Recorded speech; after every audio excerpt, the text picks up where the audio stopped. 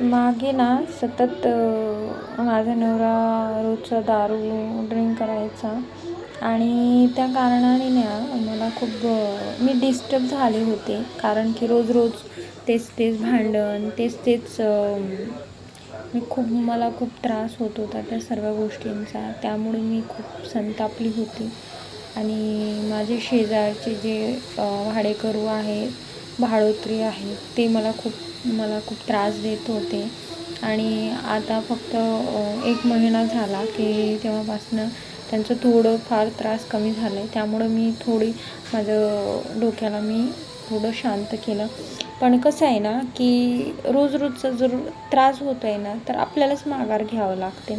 आणि माघार म्हणजे असं की त्यांनी पण मला बोलले आणि मी पण त्यांना बोलले की आपल्याला गावाकडंच जावं लागेल, कारण मुलासाठी पण.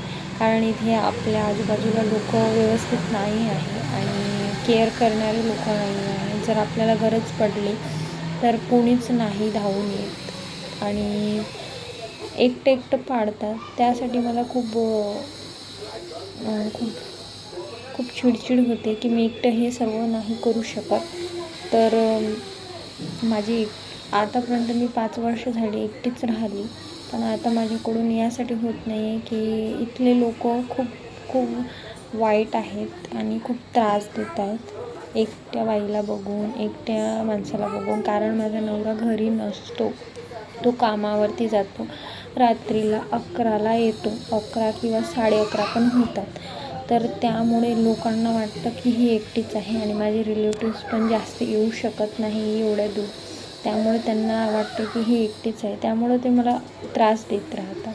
म्हणून आता हा त्रासच नको.